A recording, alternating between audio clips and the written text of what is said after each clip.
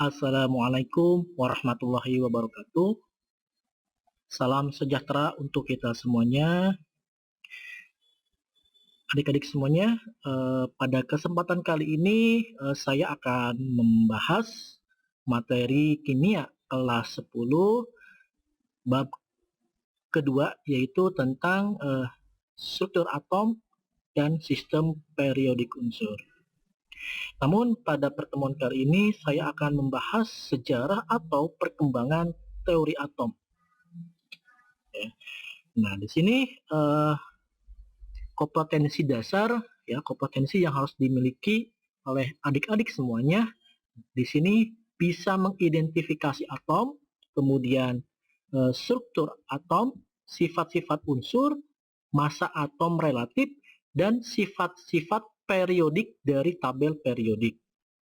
Adapun indikator membandingkan perkembangan teori atom, mulai teori atom Dalton hingga teori atom Niels Bohr. Nah, baik adik-adik semuanya. Nah, di sini ada suatu pertanyaan, ya. Apakah atom nyata? Nah, jadi di sini adik-adik semuanya pada bab terdahulu kita sudah membahas ya tentang hakikat ilmu kimia. Nah, di situ ada berbagai unsur, kemudian senyawa, campuran, ya, molekul dan lain sebagainya. Nah, di sini akan lebih detail lagi adik-adik semuanya. Nah, kira-kira menurut adik-adik semuanya apa sih atom itu? Ya. Nah, ternyata di sini atom tidak dapat terlihat ya, tapi nyata sebagai konsep dan merupakan konsep yang tinggi manfaatnya. Nah, contoh di sini ya, misalkan adik-adik semuanya. Nah, di sini dalam suatu industri. Nah, di dalam suatu industri pasti di situ banyak sekali ya proses-proses ataupun di sini menghasilkan misalkan asap ya. Nah, asap sendiri ini adalah bagian dari suatu atom. Nah, ataupun kita misalkan dicek ya di CT scan, kemudian di ronsen dan lain sebagainya. Ini ada hubungannya dengan suatu atom. Ataupun dalam pertanian ya, dalam pertanian ataupun tanaman dan lain sebagainya ya, di sini ada yang namanya atom. Nah, untuk lebih jelasnya yuk kita bersama-sama ya, kita sama-sama belajar tentang teori atom, asal muasal atau perkembangan atom dimulai.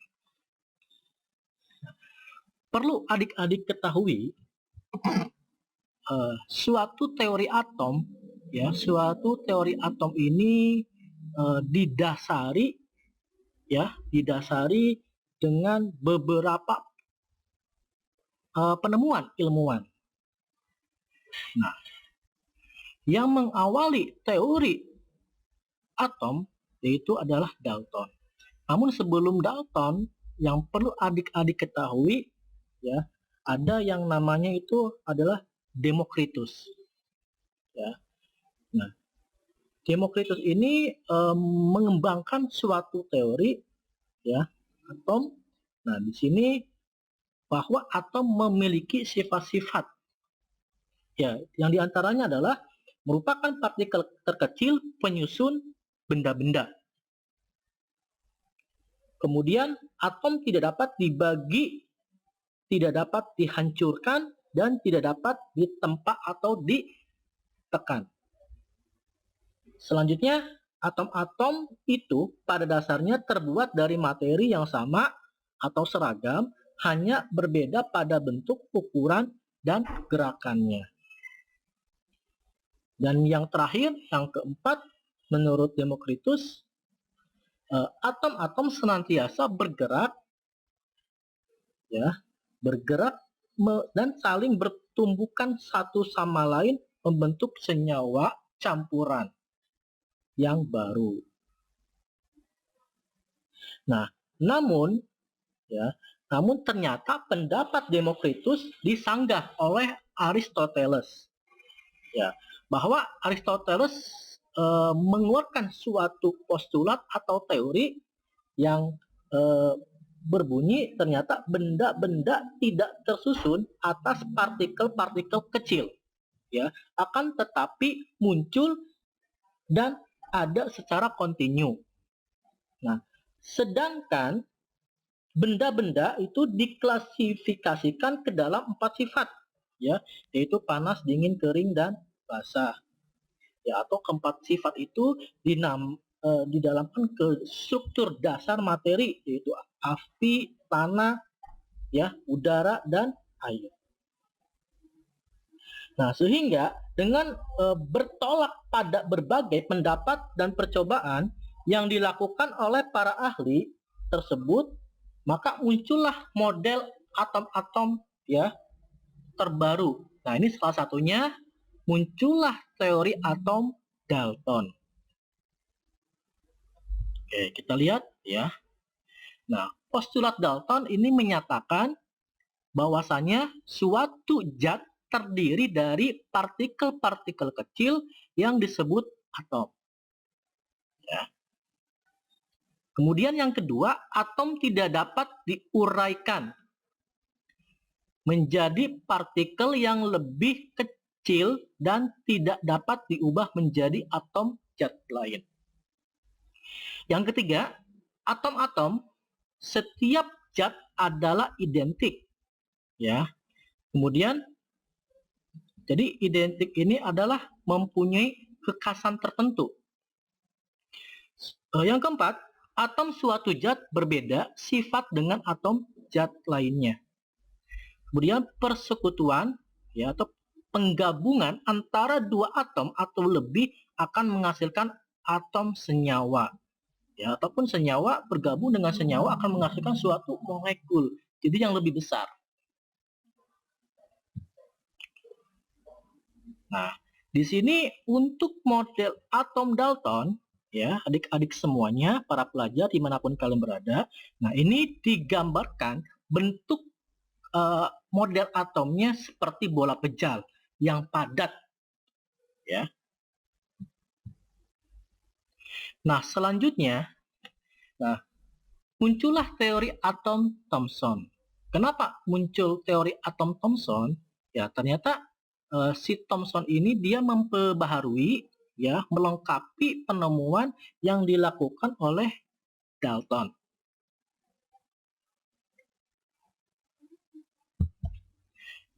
Nah, dengan adanya hal tersebut, adik-adik semuanya, ternyata model atom Dalton ini ada kelemahannya, ya. Nah, dari kelemahan tersebut, nah, sehingga diperbaiki oleh Thomson, ya. Nah, apa saja perbaikan atau penemuan yang dilakukan oleh Thomson? Nah, awal mula dia menemukan, ya, suatu teori atau postulat baru. Nah, awal mulanya dia melakukan suatu percobaan, ya, sinar katoda, ya, oleh William. Adapun cara kerja dari sinar katoda ini, nah, yang pertama yaitu merambat dalam garis lurus dari kutub negatif, ya, atau katode menuju ke kutub positif atau anoda. Yang kedua, dibelokkan oleh medan magnet dan medan listrik menuju ke kutub positif. Nah, di sini sifat sinar katode tidak dipengaruhi oleh jenis kawat elektroda yang dipakai. Kemudian jenis gas dalam tabung dan bahan yang digunakan untuk menghasilkan arus listrik. Nah, kemudian berdasarkan penemuan tabung katode yang lebih baik oleh William Crocker, maka J.J. Thomson meneliti lebih lanjut tentang sinar katode dan dapat dipastikan bahwa sinar katode merupakan partikel sebab dapat memutar baling-baling yang diletakkan antara katode dan anode. Kemudian Thomson juga menyatakan bahwa sinar katode merupakan partikel penyusun atom atau partikel subatom yang bermuatan negatif dan selanjutnya disebut dengan elektron. Ya, jadi si Thomson ini ya dia yang menemukan elektron ya dalam suatu atom. Itu adanya muatan. Kemudian atom adalah materi berbentuk bola bermuatan positif dan di dalamnya tersebar elektron-elektron.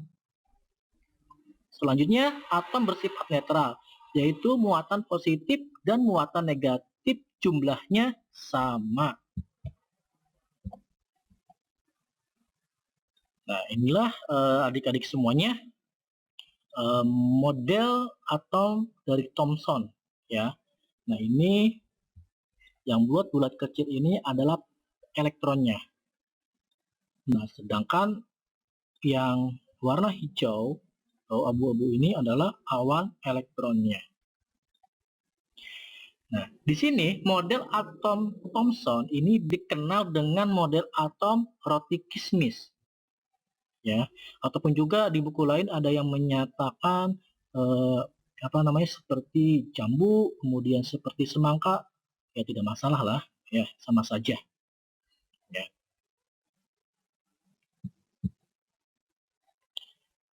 Nah, selanjutnya teman-teman semuanya, adik-adik semuanya, teori selanjutnya atau teori yang ketiga yaitu teori atom Rutherford. Nah, teori atom Rutherford juga sama, ya. Ternyata dari atom teori sebelumnya yaitu Thomson, di situ ternyata ada kekurangannya, sehingga muncullah teori baru, ya. Ya walaupun ada beberapa kelebihan ya dari atom Thomson, ya itu salah satunya adalah Thomson bisa membuktikan adanya partikel lain yang bermuatan negatif dalam atom, ya, yang tadi yang disebut dengan elektron. Nah, ataupun ada kelemahannya, itu kelemahannya adalah Thomson tidak dapat menjelaskan susunan muatan positif dan negatif dalam bola atom tersebut. Ya, tadi hanya elektron saja dan ada awan yang bermuatan. Jadi tidak bisa menentukan di mana muatan-muatan itu berada. Nah, sehingga muncullah teori baru yang dikemukakan oleh oleh Rutherford. Nah, di sini Rutherford sendiri, nah, dia menemukan teori atom, dia melakukan suatu percobaan. Nah, apa percobaannya? Nah, percobaannya ialah dia menghamburkan partikel alfa ke dalam lempengan emas. Ya, dihamburkan atau ditembakkan partikel alfa tersebut, ya, nih alfa tersebut ke dalam lempengan emas tipis ini. Nah, kita lihat di sini, ya. Sebagian besar diteruskan atau yang lebih jelas di sini boleh. Nah, di sini sebagian ini adalah yang kuning adalah lempengan emasnya. Nah, di sini ketika dihamburkan atau ditembakkan, nah ternyata sinar-sinar tersebut sebagian besar diteruskan. Nah, namun uniknya di sini ada beberapa partikel ya sinar alfa yang dibelokkan dan dibalikkan. Nah, pada saat kapan? Nah, ternyata sinar alfa ini dibelokkan atau dibalikkan ketika ia mengenai inti atom. Kita lihat di sini. Nah, sinar dihamburkan terus tidak kena maka akan diteruskan, ya. Ya sama. Jadi sinar-sinar ini yang diteruskan ini dia tidak mengenai inti. Nah, kita lihat sinar-sinar yang mengenai inti. Kita cek. Nah, ini dia. Nah, ada yang dibalikan, ya, ataupun juga ada yang dibelokkan. Nah, ini dia ya. Nah, ataupun juga nih yang paling bawah, kena inti atom, kemudian dibelokkan. Nah, berarti sinar yang diteruskan itu ternyata adalah dia melalui ruang hampa. Sedangkan sinar yang dibelokkan yang dibelokkan atau yang dikembalikan ini ternyata ada suatu partikel yang sangat kecil. Nah, di mana partikel itu adalah bermuatan positif. Nah, jadi si Rutherford sudah bisa menentukan di mana letak positif dan negatif ya, atau muatannya itu di mana.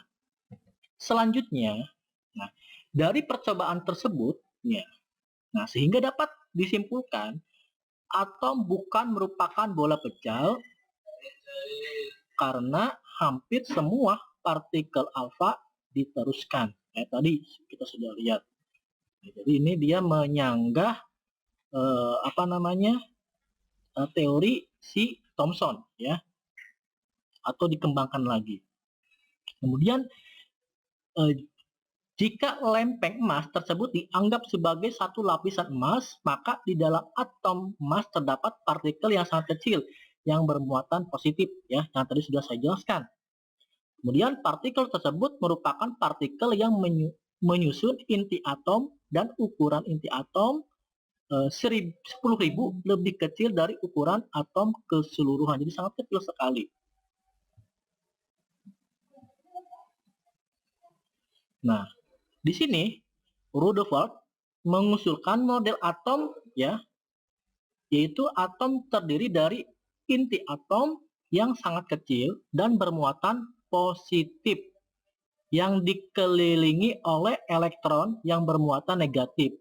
Nah, ini dia adalah muatan positifnya ya, yang inti atom ini ada positifnya. Nah, sedangkan yang bergerak-gerak ini ya, yang mengitari ini yang warna hitam itu adalah muatannya negatif ya. Nah, sehingga model atom Rutherford dikenal sebagai model atom tata surya. Oke, selanjutnya model atom Niels Bohr. Nah, sama halnya atom Niels Bohr ini dia muncul karena ada kelemahan atau kekurangan dari model atom sebelumnya ya.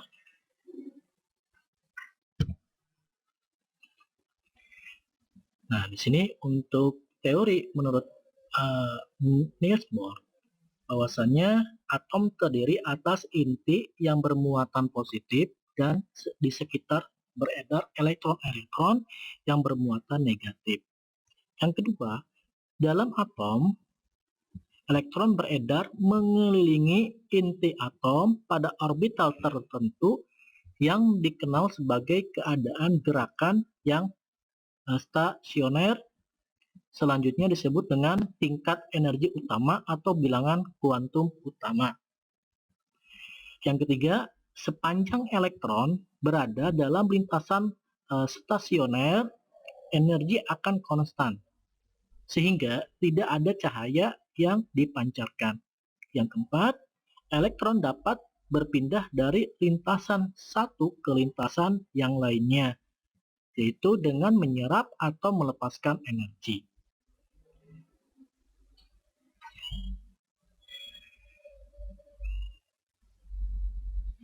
Nah, jadi bentuknya seperti ini ya, dari adik-adik semuanya, model atom Bohr.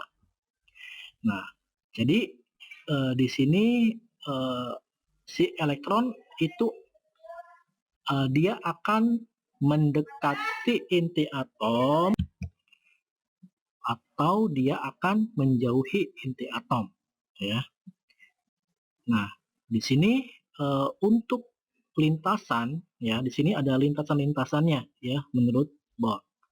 Nah, di sini lintasan yang pertama ini sama dengan 1 ya, dinamakan dengan kulit K. lintasan kedua ya kulit L itu atau N sama dengan 2. Kemudian lintasan ketiga kulit M atau N sama dengan 3, dan lintasan keempat kulit N sama dengan 4, dan seterusnya. Nah, tadi pada saat kapan elektron dia akan mendekati atau menjauhi inti atom? Nah, jadi si elektron-elektron ini dia akan mendekati ya inti atom pada lintasannya, yaitu ketika energinya lemah. Sedangkan si elektron ini dia akan menjauhi terus jauh sampai kulit elektron terluarnya. Nah, ketika dia energinya itu besar. Nah, jadi Niels Bohr ini adalah teori ya perkembangannya ini lebih baik dibandingkan dengan Rutherford. Baik, yang selanjutnya yang terakhir teori atom modern atau mekanika gelombang atau disebut dengan mekanika kuantum. Ya, ini teori atom ini sampai saat ini digunakan karena memang teori pemutakhiran ya dari berbagai teori. Nah, di sini ya. Jadi model atom mutakhir atau mekanika kuantum ini, nah di sini inti atom ya, kemudian di sekelilingi itu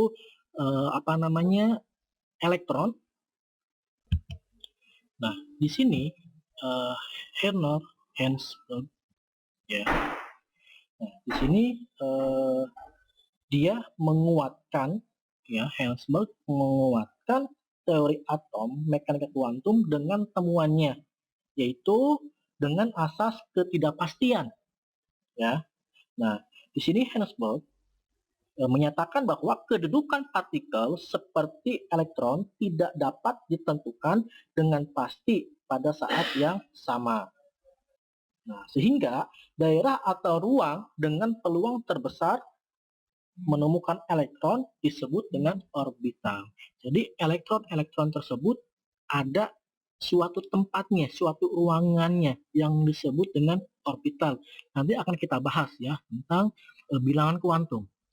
Nah, di sini awan elektron ya di sekitar inti menunjukkan ini ya, elektron menunjukkan tempat kebolehjadian ditemukannya elektron yang disebut orbital ya, yang tadi saya jelaskan. Nah, kemudian orbital menggambarkan tingkat energi elektron. Nah, orbital-orbital dengan tingkat energi yang sama ya atau hampir sama akan membentuk subkulit. Beberapa subkulit bergabung membentuk kulit. Walaupun ya posisi kulitnya sama, tapi posisi orbitalnya belum tentu sama. Ya. Nah, di sini adalah ciri khas model atom mekanika gelombang ya atau mekanika kuantum. Nah, yang pertama adalah gerakan elektron memiliki sifat gelombang ya. Kemudian sehingga lintasannya atau orbitalnya tidak stasioner. Jadi ini pembaharuan dari atom Bohr ya. Nah, tapi mengikuti penyelesaian kuadran fungsi gelombang yang disebut dengan orbital. Oke, lanjut. Bentuk dan ukuran orbital bergantung pada harga dari ketiga bilangan kuantumnya, yaitu elektron yang menempati orbital dinyatakan dalam bilangan kuantum tersebut. Nanti akan kita bahas. Yang ketiga, posisi elektron sejauh 0,529 Armstrong dari inti H menurut Bohr tidaklah sesuatu yang pasti, tapi boleh jadi merupakan peluang terbesar ditemukannya elektron. Ya, jadi ruang-ruang dalam suatu atom ini ya merupakan kebolehjadian ya, atau peluang untuk ditemukannya elektron-elektron itu berada. Oke, baik ini terakhir ya, ataupun kesimpulan dari materi pertemuan pertama ini, yang pertama adalah model atom itu merupakan suatu rekaan para ahli untuk mengganti atom sesungguhnya yang tidak dapat diamati ya. Kemudian model atom berkembang seiring dengan perkembangan ilmu dan teknologi. Jadi selama dekade itu akan berubah tentunya. Kemudian model atom yang pertama dikemukakan oleh John Dalton, yaitu atom merupakan partikel terkecil yang sudah tidak dapat dibagi-bagi lagi ya. Kemudian pada tahun 1900 setelah penemuan elektron, yaitu oleh J.J. Thomson, mengemukakan model atom yang menyerupai roti kismis ya, jadi seperti roti kismis yang tadi ya.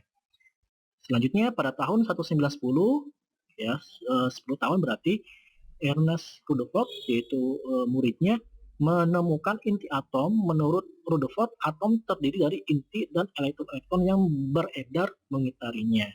Jadi seperti tata surya. Selanjutnya, Niels Bohr menyempurnakan model atom Rutherford ya, dengan mengajukan model atom yang menyerupai sistem tata surya.